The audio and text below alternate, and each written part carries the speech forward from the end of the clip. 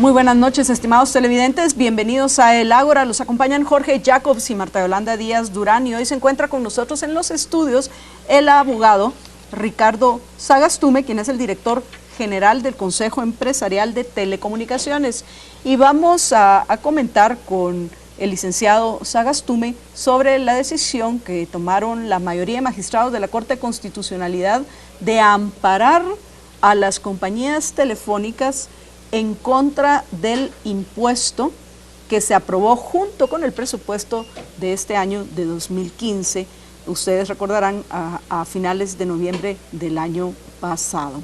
Pues bueno, la Corte de Constitucionalidad decidió suspender provisionalmente este impuesto por considerarlo violatorio de los derechos constitucionales que gozamos los ciudadanos guatemaltecos. Así que vamos a conocer con un poco más de detalle los motivos por los cuales se solicitó este amparo y no una acción de inconstitucionalidad como lo han hecho otras organizaciones a partir del 1 de enero, cuando entró en vigencia el decreto que dio vida al presupuesto y a los nuevos impuestos. Un impuesto a la telefonía que fue suspendido, un impuesto al cemento y un incremento del 1000% al tributo específico pagado por algunas empresas mineras. Me refiero a las regalías, porque de eso fue el aumento, del 1 al 10%, es un incremento del 1000% en ese impuesto, el cual ya fue cuestionado por algunas de las empresas mineras que son afectadas. Aquellas empresas cuyo capital es nacional y menor que muchas de las empresas multinacionales o que las empresas internacionales que operan en nuestro país. Lo interesante de esto es que los motivos por los cuales ampararon a las empresas telefónicas en contra de esa violación aplican también al impuesto al cemento y al aumento al impuesto específico a las extracciones mineras en nuestro país, porque está basado, según la ley del presupuesto, la ley orgánica del presupuesto de nuestro país, el decreto número 101-97, según el título 3, tan claro que es que, y esa va a ser mi primera pregunta a nuestro invitado hoy, Ricardo Sagastume. ¿Cómo puede ser que los diputados hayan pasado semejante arbitrariedad violatoria de la misma ley que permite la aprobación del presupuesto? En el artículo 19 claramente dice de qué trata el título 3 de esta ley de las disposiciones generales.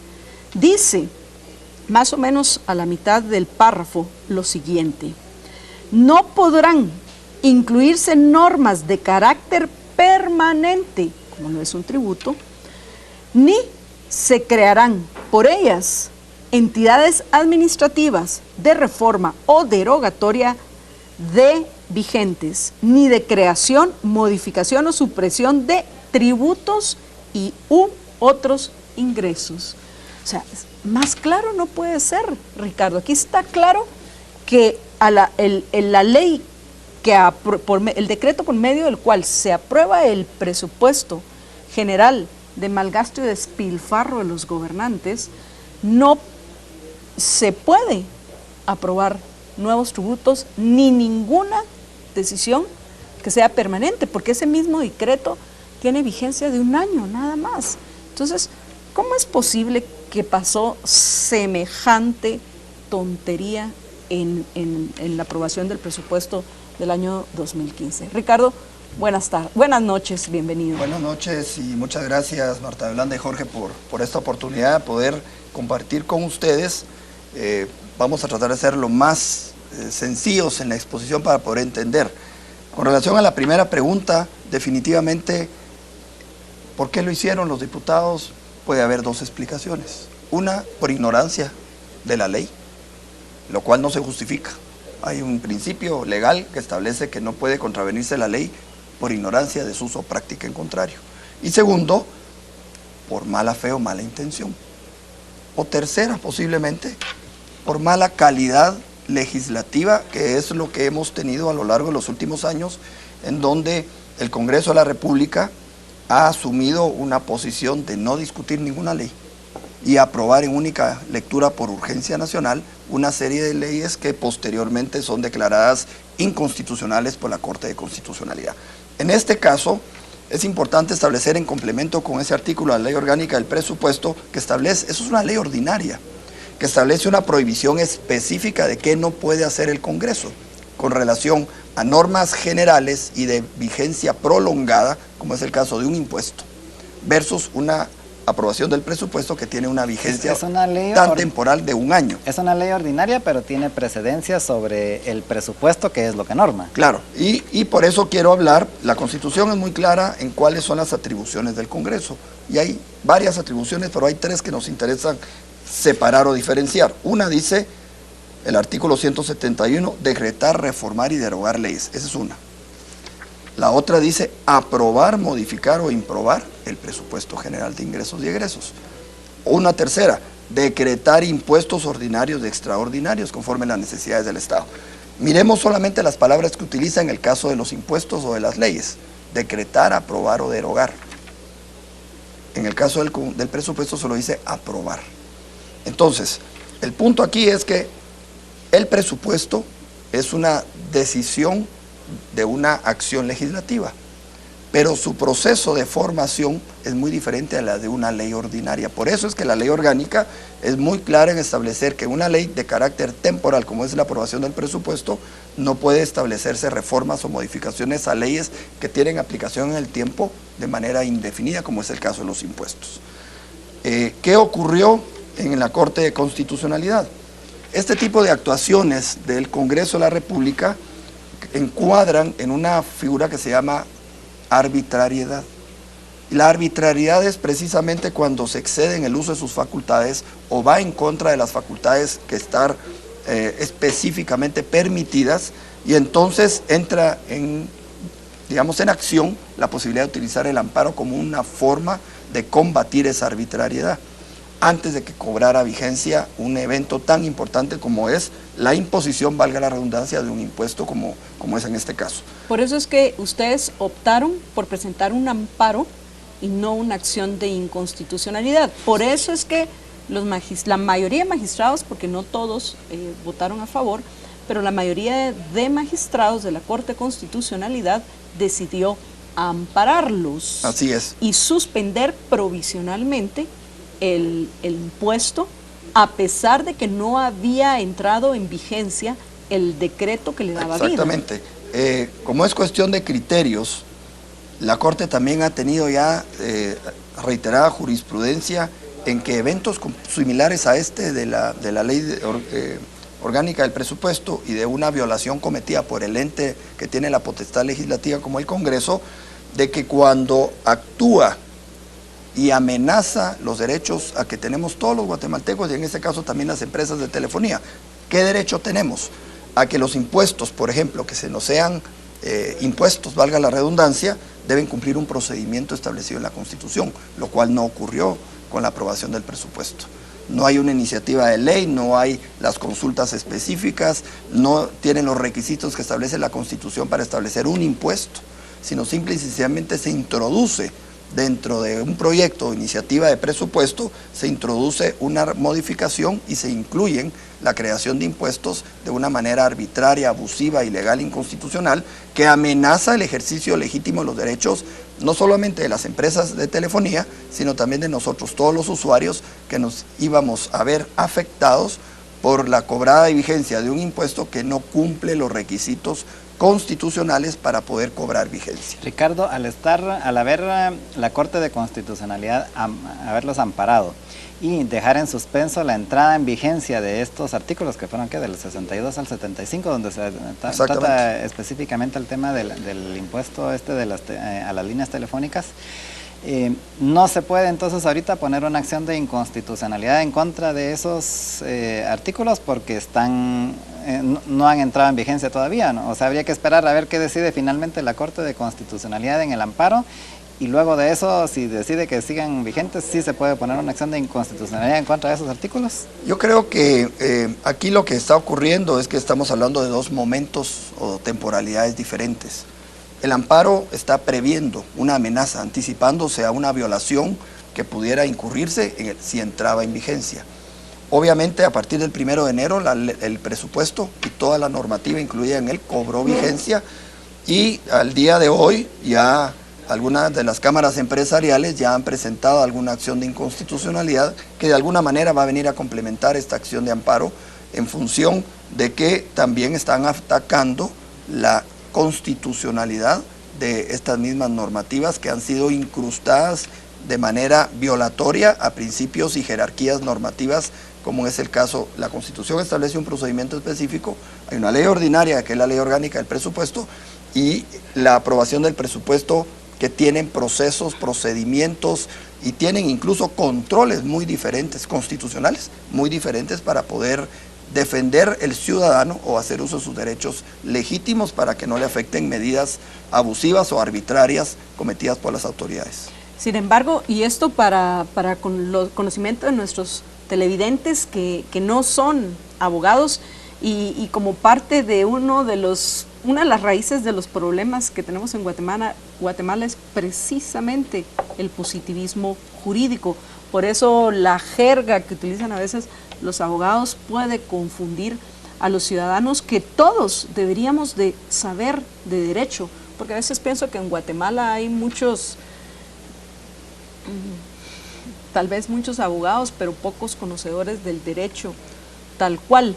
Y el punto al final, dentro de toda esta formalidad de nuestro sistema legal, Ricardo, lo que Jorge dijo es cierto, en el sentido de que para que se pueda poner una acción de inconstitucionalidad, la ley o el artículo de determinada ley que tú vas a accionar en contra de debe de estar vigente. Así que ahorita, por lo menos en el caso de estos artículos que están suspendidos, no procedería poner una acción de inconstitucionalidad. Y obviamente, si los magistrados de la Corte mantienen al final la decisión que tomaron en un principio, pues obviamente ya no tenía ningún sentido, y creo que es lo que ustedes y todos los usuarios de teléfonos queremos, porque, por favor, ese impuesto no lo iban a pagar las telefónicas, nos los iban a cargar a nosotros en nuestras cuentas. Yo creo que va más allá un poco del tema del positivismo del que estamos hablando acá, porque precisamente poder entrar en esa discusión, qué efectos produce un amparo versus los efectos que produce una acción de inconstitucionalidad. El amparo, en alguna medida, está protegiendo al día de hoy, en ese momento específico, está protegiendo los derechos de las empresas de telefonía en función de una carga tributaria que se les estaba imponiendo de manera inconstitucional antes de que cobrara vigencia, y que de alguna manera pudiéramos ser afectados todos los usuarios. Pero para que no se causara el daño. Exactamente, el objetivo pero era para que no recordemos se que el daño, amparo al día de hoy es provisional. Hay una acción del presidente de la República para pedir la revocatoria, no sabemos cuál va a ser la acción de la Corte, y precisamente creo que hacia eso va encaminado las acciones de inconstitucionalidad que se han presentado. Vamos a ir a una breve pausa y regresamos con ustedes en unos minutos en el Ágora. Quédense con nosotros, los acompañan Jorge Jacobs y Marta Yolanda Díaz Durán, y hoy se encuentra con nosotros en los estudios el abogado Ricardo Sagastume, quien es el director general del Consejo Empresarial de Telecomunicaciones.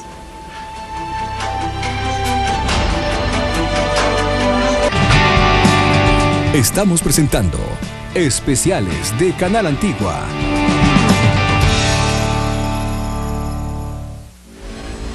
En el 2015, más noticias, más temprano. Arrancamos el día a las 5:45 para acompañar a los que salen antes.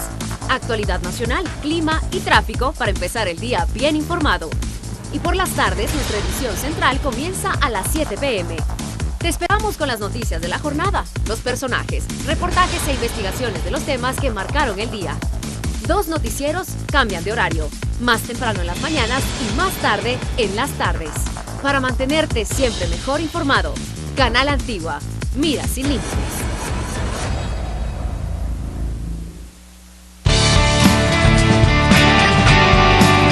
Estamos presentando Especiales de Canal Antigua.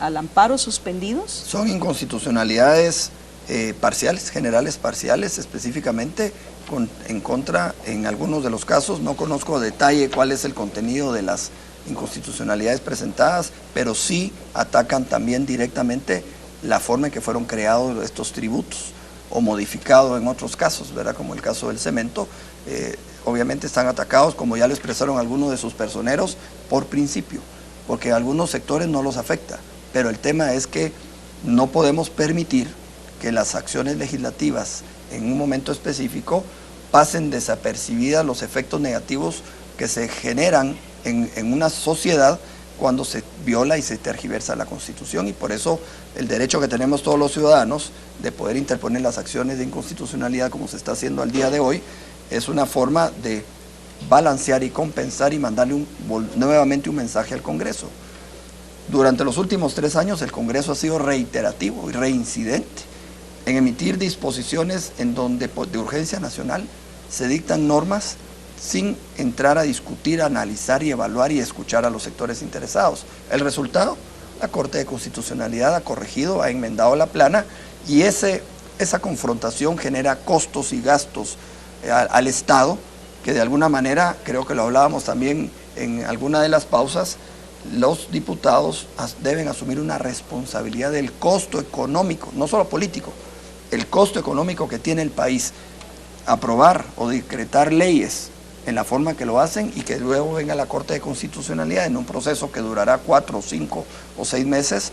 ¿Qué costo tiene para el país ese ir y venir? Alguien lo tiene que pagar. Y eso que estás proponiendo, ¿quién lo podría hacer? O sea, ¿alguien que se vea afectado puede demandar a los diputados y demanda a los diputados que aprobaron el presupuesto en este caso? Creo que a lo largo de, por lo menos de la Constitución vigente del año 85 a la fecha, creo que la Corte de Constitucionalidad ha emitido suficientes resoluciones decretando la inconstitucionalidad de muchísimas leyes que fueron decretadas o aprobadas por el Congreso de la República en violación a la propia Constitución. Eso tiene un costo económico. Bueno, y eso cualquier ciudadano tiene el derecho a denunciarlo y incluso a plantearlo. El artículo 155 de la Constitución establece que todo funcionario, dignatario o empleado público es responsable de los daños que ocasione en el ejercicio de su cargo a particulares. En este caso, ha habido una serie de daños a lo largo de la historia causados a particulares al Estado mismo, a la sociedad guatemalteca. Por supuesto, como dicen, posiblemente los que están afectados directamente son los que tendrían la principal obligación o carga de poder hacer ese planteamiento. Pero creo que es obligación nuestra como ciudadanos que somos, de hacer ese planteamiento para que en el futuro los diputados tengan mucho cuidado de cómo aprueban, de qué manera aprueban y qué compromisos asumen con factores ajenos a las necesidades propias del Estado. Bueno, es obvio que lo que estamos discutiendo tiene que ver con que los seres humanos, en la mayoría de los casos, aprendemos cuando nuestras acciones tienen consecuencias. El problema que tenemos en Guatemala, Ricardo, es que sí, este artículo 155 de la Constitución dice que los funcionarios son responsables, pero no dicen cuando van a actuar irresponsablemente cómo van a ser castigados o cómo van a ser penalizados. Entonces, en mi opinión, se deben de reír de la Constitución, porque saben que ahí dicen que deben ser responsables, pero lo dejan a la moral y a la ética de los diputados. Y lamentablemente, en este sistema de incentivos perverso, estatista, colectivista, intervencionista en el cual vivimos, nuestro sistema atrae a los peores, con contadas excepciones, pero atrae a los peores representantes de nuestra sociedad. Ahora, entonces, hablar de moral con esta partida de ladrones que tan fácilmente venden su voto, la mayoría de ellos, es, sí, por favor, yo creo, es de verdad vivir en el mundo de la fantasía. Tenemos buenos diputados. Sí, y para poder hacer correcciones, pero es que no me dejaste, permíteme. La pregunta es, dejarlo así al aire y sobre todo hablar en colectivos, tenemos y vamos, y los diputados, es realmente no hacer nada. Porque no se está haciendo nada, lo tiene que hacer alguien específico. Así es. Y mi pregunta es, en el caso de Nora Segura, que se quería quedar en el chance, tú actuaste en contra de ese abuso de poder. Tú estás en disposición de actuar en contra de estos 106 diputados que aprobaron esta violación a nuestros derechos individuales y que no es la primera vez que lo hacen, para que paguen las consecuencias de sus acciones. ¿Alguno de nuestros televidentes específicamente estaría dispuesto a hacerlo? Yo, si necesitase la firma de una ciudadana, contás yo con te mi digo, firma. Por eso hablo nosotros, cuando hablo de nosotros los ciudadanos. Yo pensé que nosotros tres, dije. No, cuando hablo de nosotros los ciudadanos es que cualquier ciudadano tiene la obligación y el derecho de hacerlo. Yo lo he hecho en un sinnúmero de casos, simplemente en una acción ciudadana cívica, un ejercicio activo de la ciudadanía, la Constitución no lo permite. Por supuesto que uno no se puede pasar la vida haciendo estos planteamientos porque obviamente no solo te consumen tiempo, sino realmente uno tiene otras obligaciones en función del ejercicio profesional. Pero sí creo yo que hay un reto para los buenos diputados que todavía tenemos, porque quienes tienen iniciativa de ley son los diputados. Hay diputados, habría que ver si también ellos se atrevieran a hacerlo, porque nosotros no tenemos iniciativa de ley, introducir en el Código Penal. Bueno, sí tenemos, pero tenemos que ser 5,000 ciudadanos. Es más difícil, pero yo creo que todavía hay buenos diputados en el Congreso, por lo menos hay 5, 6 o 7, que puedan por lo menos dejar un legado durante este periodo legislativo que vamos a concluir el 14 de enero del 2016, y dejar una propuesta de reformas al Código Penal donde se incluyan este tipo de inquietudes que estamos discutiendo acá, para que el Congreso nuevo que venga, de alguna manera, y los diputados que vuelvan a tomar posesión, sepan que se les puede deducir responsabilidad cuando hagan o emitan leyes como esta que estamos discutiendo ahora y como las muchas que se han decretado a lo largo de los últimos 30 años de vigencia de la actual Constitución. Bueno, al final estamos ya en los últimos minutos del programa. Una vez esta partida de irresponsables, corruptos, que nos gobiernan, no solo en el Ejecutivo, sino también en el Congreso de la República, no paguen de una forma adecuada a los delitos y crímenes que cometen, no paguen las consecuencias de sus acciones, las cosas van a continuar igual. Así que yo, en lo particular, espero, y yo porque no soy abogada, si no lo haría, que haya quienes se animen a iniciar un proceso legal, si se puede penal, en contra de estos 106 diputados fueron los que permitieron que se aprobara el presupuesto y 111 quienes lo aprobaron. Sí, así es. En contra de estos diputados, independientemente de lo que suceda, se sentaría un precedente ejemplar, que es lo que hoy necesitamos. Y no solo los diputados, hay jueces, magistrados también que han cometido irregularidades similares y que han tenido que dar marcha atrás, se han revocado sentencias. Yo creo que es el funcionario público en general quien debe ser sancionado de alguna manera, pero creo que ese es un buen reto y por lo menos en el caso específico de las empresas de telefonía asumieron también el rol importante, porque esta acción de amparo en alguna medida también protege los derechos de los usuarios, porque la misma ley también pretendía que tener acceso a los contenidos de las conversaciones que nosotros teníamos o que cualquier usuario tenía a través de la utilización de las telecomunicaciones, lo cual también quedó suspendido. Es decir, las empresas de telefonía cumplieron su papel también, no solo en protección de sus propios derechos, sino también en los derechos de los usuarios, que son a quienes nosotros les damos el servicio. Ricardo, muchísimas gracias por habernos acompañado de nuevo en el Ágora, al igual que a ustedes, estimados televidentes, y queremos aprovechar a invitarlos a que nos acompañen de nuevo el próximo jueves a las 8 de la noche por Canal Antigua.